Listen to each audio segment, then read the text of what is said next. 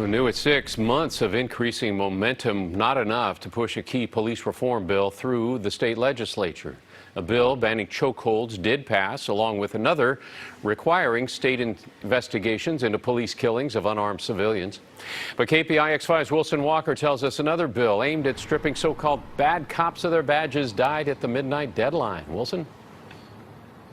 Well, Alan, about a dozen bills failed just by the clock running out last night. Now, one of them would have created a mechanism by which officers who had been convicted of some type of violation would be decertified within the state of California. California, one of only 5 states in the nation without such a process, and that is not going to change anytime soon.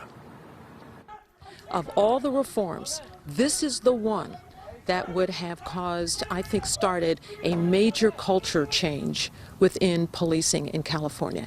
Former police auditor and retired Judge LaDoris Cornell says the failure of SB 731 is not unexpected. Despite a wave of protest in the streets and an online campaign backed with some celebrity power, the reform bill was stopped by traditional resistance.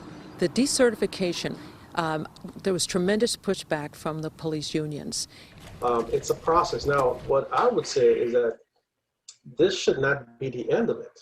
Retired Oakland Police Chief Howard Jordan says unions oppose the bill, but do support decertification in some form, and he expects that will happen. They should take some more time, do some more analysis, meet with the parties. There's a lot of good ideas. I don't think there's any police chief that I know of, current or past, who want a troubled officer on their team.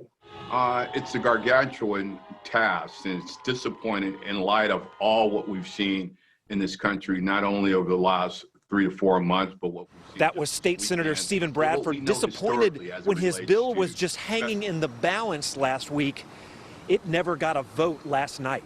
This is a setback. It's a serious setback, but it can be overcome. So, Wilson, ultimately, what is it going to take now to really get this change going?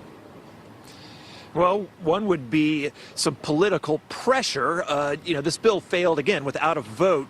There is already some pushback from constituents in the districts who are kind of the representatives who are getting some heat from that. The Assembly Speaker, for one. The other would be political change. As we mentioned last week, the Biden-Harris team has talked about reform at a national level, perhaps some sort of a nationwide set of police standards, maybe a nationwide tracking system for officers, a little bit like 731 would have done for the state. So any number of routes to this proceed. But as you said, with all that momentum over the last couple months, very modest change indeed in Sacramento. Come slowly. All right, Wilson Walker, thanks.